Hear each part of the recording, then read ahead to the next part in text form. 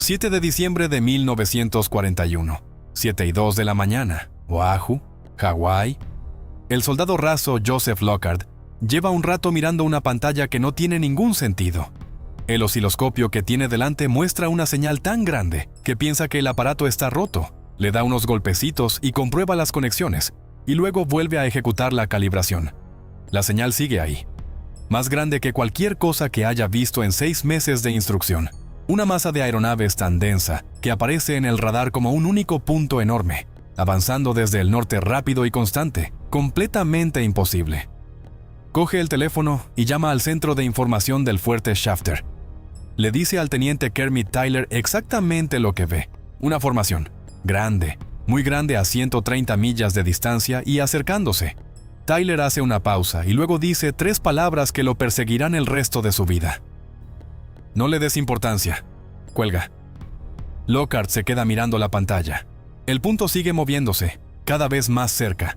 No tiene autoridad para hacer nada más. Él es soldado raso. Tyler es teniente. La cadena de mando es clara. Y Joseph Lockhart hace lo que hacen los soldados cuando obedecen órdenes que saben que están equivocadas. Se sienta. Observa cómo el punto cruza la pantalla. Espera. 53 minutos después, 353 aviones japoneses atacan Pearl Harbor. En menos de 2 horas, 2.403 estadounidenses han muerto. 19 buques hundidos o dañados. 328 aviones destruidos en tierra. Los Estados Unidos entran en la guerra más devastadora de la historia de la humanidad. Y el hombre que vio venir todo aquello permaneció sentado en una tienda de campaña en lo alto de una colina, viéndolo ocurrir en una pantalla porque nadie le creyó. Esta es esa historia. Pero no es la historia que crees que es. Porque cuando entiendas lo que ocurrió de verdad en aquella ladera, te darás cuenta de que el fracaso de Pearl Harbor no fue el resultado de un teniente tomando una mala decisión. Fue el resultado de un sistema tan roto, tan lleno de vacíos y avisos ignorados y suposiciones letales, que aunque Tyler le hubiera creído a Lockhart, casi con toda certeza, no habría servido de nada. Hubo 11 momentos distintos en los que Pearl Harbor podría haberse evitado. 11. Quédate hasta el final, porque el último es del que nadie habla. Opana Ridge se alza en el extremo norte de Oahu, a 162 metros sobre el nivel del mar. En una mañana despejada, se ve el océano en 3 direcciones. La mañana del 7 de diciembre de 1941 estaba despejada. El soldado raso Joseph Lockhart, 20 años, natural de Williamsport, Pensilvania, llevaba 6 meses destinado en la unidad de radar móvil de aquel puesto. El SCR-270 era uno de los 6 equipos de radar desplegados alrededor de la isla.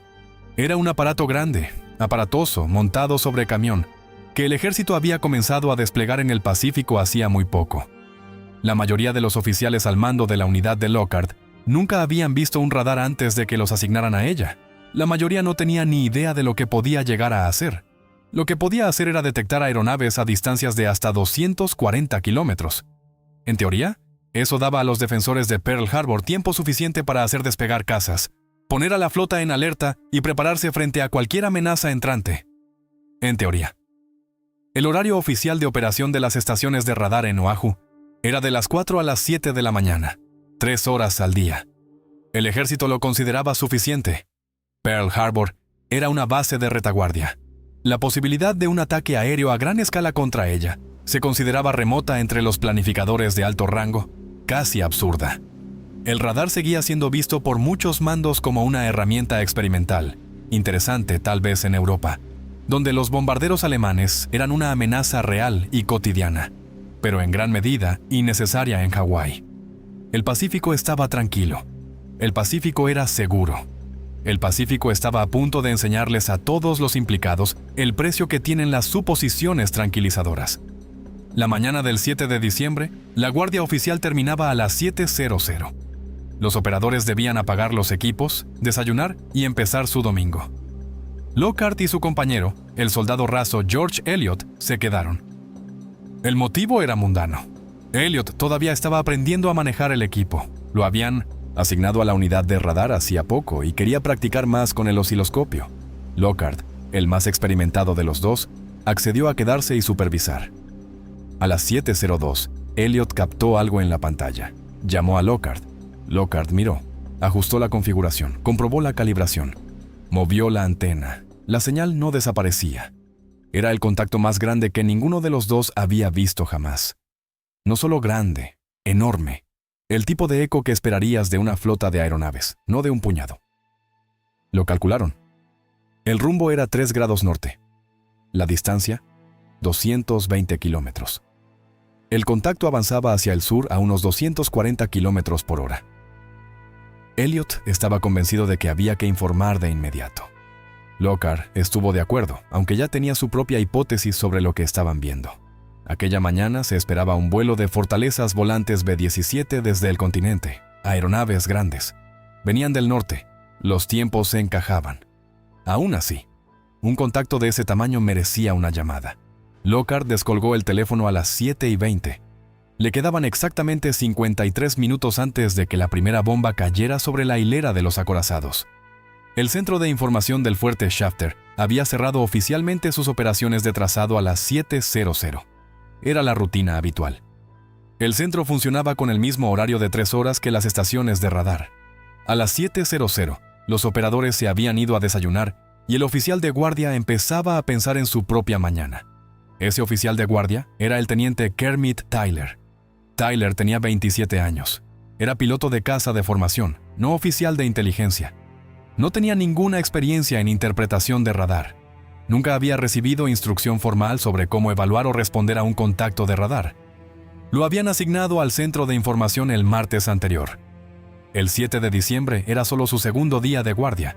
No había ningún manual que le dijera lo que debía hacer.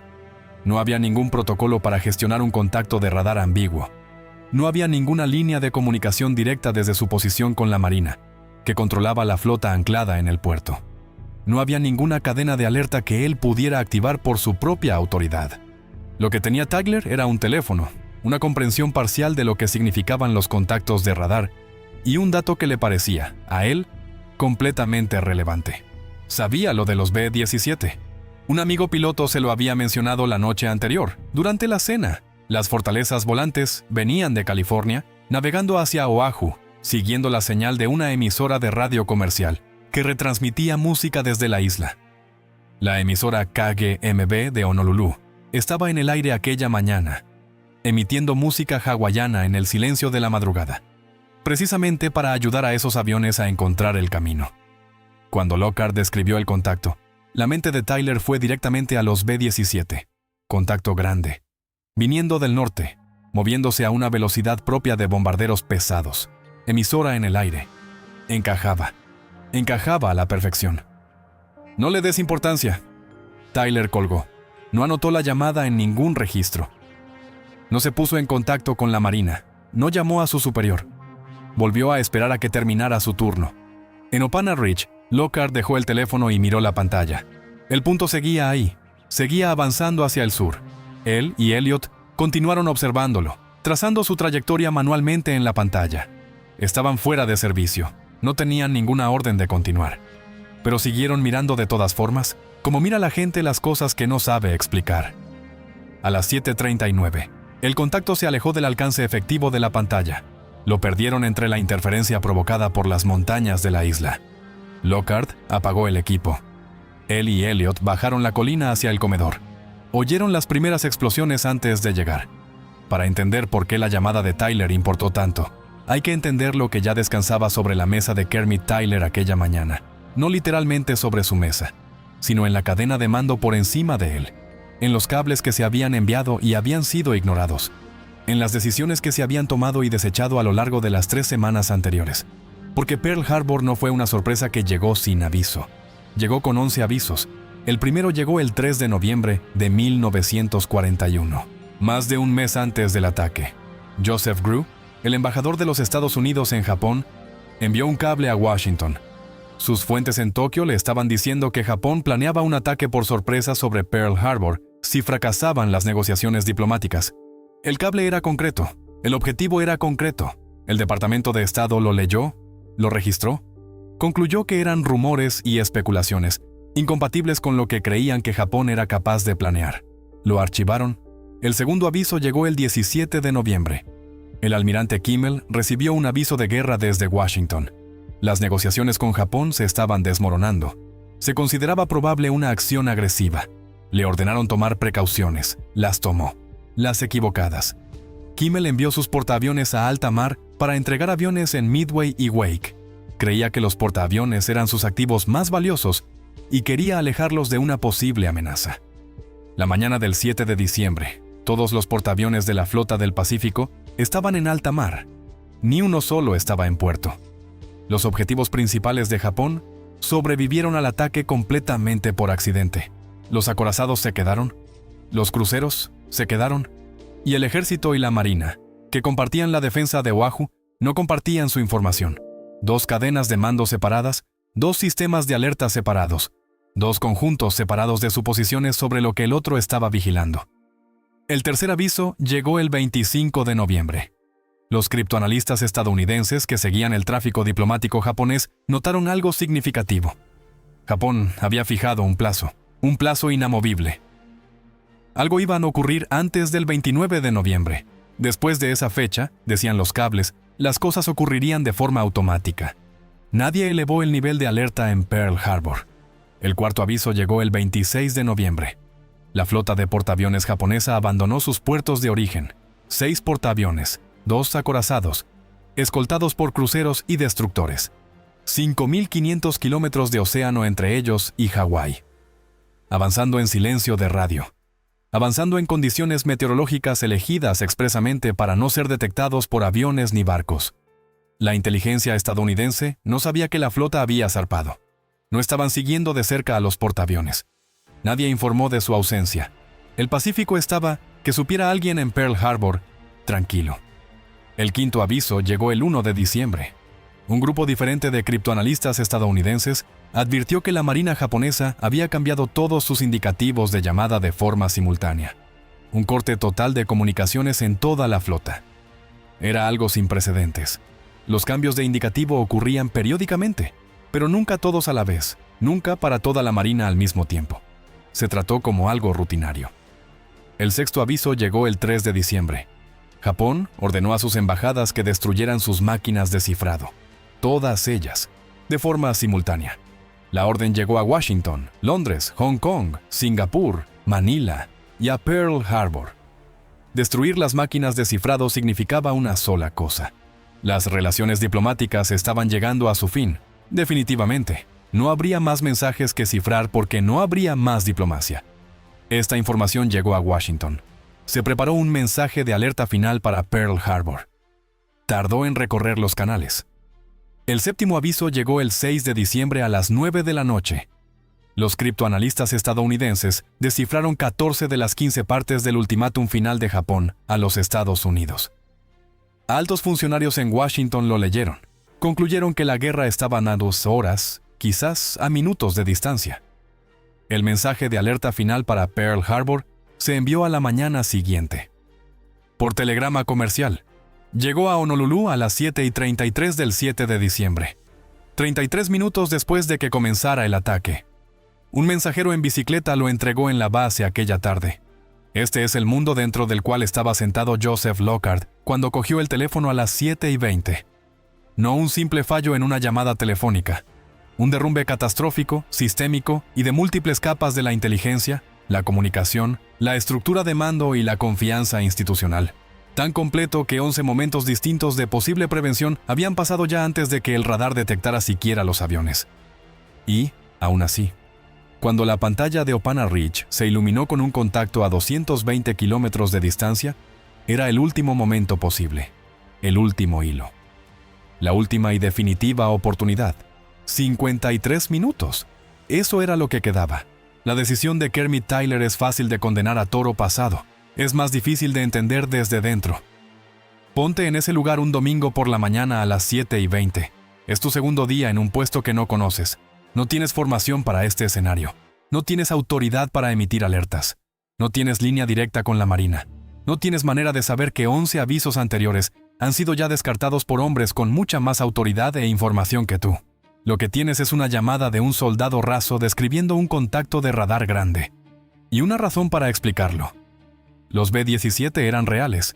Venían de camino. Tyler no estaba inventándose la explicación. Estaba aplicando la información más accesible de que disponía a una situación ambigua. En ausencia de cualquier instrucción, protocolo o autoridad que le indicara hacer otra cosa, estaba equivocado.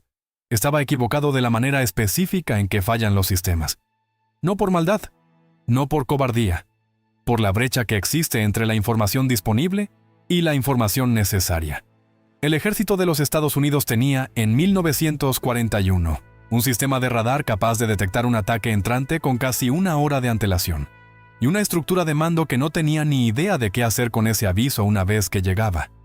El radar podía ver los aviones. El sistema era incapaz de procesar lo que eso significaba. A las 7:49, el comandante Mitsuo Fuchida miró desde su avión hacia Pearl Harbor y transmitió una señal de radio. Tora, Tora, Tora. La palabra en clave japonesa que significaba que la sorpresa había sido lograda. La primera oleada de aviones llegó desde el norte, siguiendo el mismo rumbo que Lockhart había rastreado en su osciloscopio. Se dividieron en grupos de ataque. Los torpederos descendieron hacia el puerto. Los bombarderos de gran altitud entraron por encima. Los bombarderos en picado viraron hacia los aeródromos. En Wheeler Field, los aviones estaban aparcados en filas ordenadas, ala con ala, al descubierto. Los habían sacado de sus hangares como precaución contra el sabotaje. Nadie había considerado que unas filas ordenadas al aire libre eran blancos ideales para ataques de ametrallamiento. En Hickam Field, lo mismo. En la estación aeronaval de Fort Island, los aviones de patrulla esperaban cargados de combustible para una misión de reconocimiento matutina que nunca despegaría. En la hilera de los acorazados, 7 buques estaban amarrados en parejas a lo largo de la orilla este de Fort Island. USS Arizona, USS Oklahoma, USS California, USS West Virginia, USS Nevada, USS Tennessee, USS Maryland. Los torpederos llegaron rozando las olas, a 18 metros sobre el agua, cruzando la entrada del puerto a 290 kilómetros por hora. Habían modificado sus torpedos especialmente para Pearl Harbor, añadiendo aletas de madera que permitían lanzamientos en las aguas poco profundas del puerto de 12 metros de calado. Las modificaciones habían sido probadas y reprobadas durante meses. El primer torpedo impactó el USS Oklahoma a las 7:57. Golpeó el casco por debajo de la línea de flotación a 4,5 metros de profundidad. Luego, el segundo. Luego, el tercero. El Oklahoma empezó a escorarse de inmediato. La inundación era demasiado rápida para contrarrestarla. El buque volcó en menos de 12 minutos, atrapando a cientos de hombres bajo cubierta. 343 de ellos no salieron jamás. El USS Arizona recibió una bomba a través de su cubierta delantera. A las 8:06, la bomba penetró hasta el pañol de munición delantero. 450 toneladas de pólvora y proyectiles detonaron simultáneamente. La explosión fue visible a 16 kilómetros de distancia. El buque se hundió en 9 minutos. 1,177 hombres murieron con él. Siguen ahí. Los restos del USS Arizona permanecen en el fondo de Pearl Harbor todavía hoy, filtrando combustible, guardando a sus muertos. En Opana Ridge, Lockhart oyó las explosiones. Salió de la tienda y miró hacia el sur, en dirección al puerto. El humo se elevaba. Joseph Lockhart compareció ante cada una de las 7 investigaciones oficiales sobre Pearl Harbor. 7 veces se sentó frente a comisiones, almirantes, generales y miembros del Congreso. 7 veces contó la misma historia. Vio el contacto. Llamó para informar. Le dijeron que no le diera importancia. ¿Obedeció las órdenes? Todas las investigaciones llegaron a la misma conclusión sobre Lockhart. Lo había hecho todo bien. La medalla al servicio distinguido que recibió, así lo confirmaba. Una mención por servicio meritorio, por cumplir con su deber y hacerlo correctamente. Pero las investigaciones a su alrededor contaron una historia más complicada. El almirante Husband Kimmel fue relevado del mando el 17 de diciembre, 10 días después del ataque. Lo degradaron 2 rangos, de almirante de flota a contraalmirante. Pasó las décadas siguientes argumentando, con pruebas considerables, que no había recibido la información de inteligencia que le habría permitido preparar adecuadamente las defensas de Pearl Harbor, que los avisos enviados desde Washington eran incompletos, que la estructura de mando que dividía entre el ejército y la marina la responsabilidad de la defensa de Oahu hacía imposible una alerta unificada. Murió en 1968, con su reputación todavía en disputa. En 1999, el Senado de los Estados Unidos aprobó una resolución declarando que a Kimmel le habían sido negadas informaciones de inteligencia cruciales. Su familia siguió presionando para que le restituyeran póstumamente su rango completo. El Congreso aprobó una medida recomendándolo. Ningún presidente lo ha firmado jamás. El general Walter Short, el comandante del ejército en Oahu, también fue relevado. También degradado. También pasó sus últimos años insistiendo en que los verdaderos fallos ocurrieron en Washington, no en Hawái. Murió en 1954. Kermit Tyler fue investigado, exonerado, ascendido y finalmente se retiró con el grado de teniente coronel. En entrevistas concedidas décadas después, sostuvo que había tomado la decisión correcta con la información de que disponía. Fue coherente en esto hasta el final. Murió en 2010 a los 96 años. George Elliot, el soldado raso que detectó primero el contacto, que insistió en que había que informar, que pasó los 47 minutos siguientes rastreando un ataque en su osciloscopio sin ninguna autoridad para hacer nada al respecto, no recibió medalla ni reconocimiento especial alguno. Volvió al servicio activo, sirvió durante toda la guerra y vivió una larga vida prácticamente desconocida por la historia. En 2003 se celebró una pequeña ceremonia en Opana Ridge para conmemorar la alerta de radar. Se colocó una placa histórica en el lugar. Reza simplemente: primera detección por radar del ataque japonés sobre Pearl Harbor. 7 de diciembre de 1941. Sin nombres. Sin juicio. Solo el hecho. Esto es lo que te queda dentro cuando conoces la historia completa. El ataque japonés sobre Pearl Harbor fue una de las operaciones navales más meticulosamente planificadas de la historia. 6 meses de preparación, torpedos modificados, pilotos entrenados, silencio de radio durante 5.500 kilómetros de océano, una coordinación de tiempos precisa entre múltiples grupos de ataque, y estuvo a punto de fracasar en lograr la sorpresa al menos 3 veces. Un avión de patrulla PB Bobby casi detectó la flota japonesa la noche anterior al ataque. La tripulación informó de un contacto de sonar y lanzó cargas de profundidad sobre lo que creían que era un submarino. Tenían razón. Era un submarino enano intentando entrar en el puerto. El contacto fue investigado, clasificado como no concluyente, y no fue escalado en la cadena de mando. Eso ocurrió a las 3:57 de la mañana. A las 6:45, el destructor USS Ward abrió fuego y hundió un submarino enano que intentaba entrar por el canal de acceso al puerto. El comandante del Ward envió un informe. El informe llegó al oficial de guardia del almirante Kimmel a las 7:12. Fue clasificado como no confirmado, pendiente de verificación. No se emitió ninguna alerta general. Luego, el radar. 3 avisos en una sola mañana. Submarino. Submarino. Aviones. 3 hombres distintos en 3 cadenas de mando distintas. Cada uno viendo algo real, cada uno informando correctamente, cada uno descubriendo que el sistema por encima de él no tenía ningún mecanismo para unir esos puntos en una imagen coherente de lo que estaba a punto de ocurrir. Los planificadores japoneses habían asumido que serían descubiertos. Habían incorporado a su plan la suposición de que los americanos tendrían algún aviso. Habían calculado que incluso con aviso, la respuesta sería demasiado lenta y demasiado desorganizada para detener el ataque. Tenían razón, no porque los americanos fueran incompetentes, no porque los defensores de Pearl Harbor estuvieran dormidos, o descuidados, o fueran insensatos, sino porque el sistema dentro del que operaban había sido diseñado para un mundo en el que algo así no podía ocurrir. Y cuando ese mundo terminó a las 7:49 del 7 de diciembre de 1941, el sistema no supo qué hacer. Hay una lección en esto que no tiene nada que ver con la Segunda Guerra Mundial. Toda institución grande, toda organización, toda estructura de mando crea el mismo problema que mató a 2.403 personas en Pearl Harbor. Crea un sistema donde los avisos ascienden a través de capas de autoridad que son cada una individualmente racional, cada una individualmente siguiendo sus procedimientos y cada una individualmente incapaz de ver el cuadro completo. Lockhart vio los aviones. Tyler vio los B-17. Kimmel vio un aviso de guerra que podía significar muchas cosas. Washington vio una crisis diplomática que avanzaba más rápido de lo que nadie esperaba. Ninguno de ellos mentía. Ninguno de ellos ignoraba su deber. Todos hacían exactamente lo que su posición les exigía. Y entre todos produjeron un desastre. La suposición más peligrosa que puede hacer cualquier organización no es que el enemigo sea débil. Es que una amenaza es demasiado grande para ser real. Una señal tan grande en el osciloscopio. Una anomalía tan significativa en los cables diplomáticos.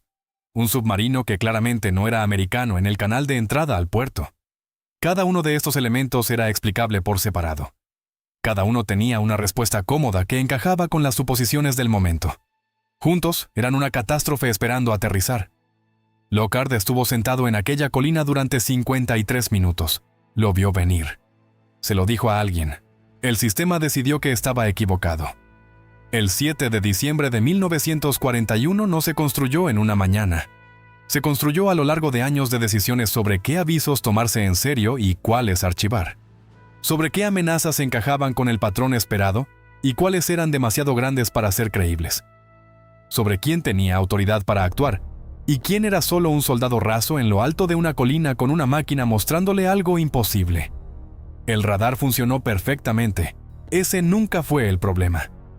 Si quieres entender lo que ocurrió después de Pearl Harbor, lo que pasó cuando la misma comunidad de inteligencia que no supo leer el punto en el radar se reconstruyó a sí misma y aprendió de sus errores, hay en este canal una historia sobre un lugar llamado Midway. Sobre un criptoanalista que descifró casi perfectamente el siguiente ataque de Japón. Y pasó semanas intentando convencer a sus superiores de que le creyeran. La segunda vez salió mejor. Esa historia está aquí. Mírala a continuación.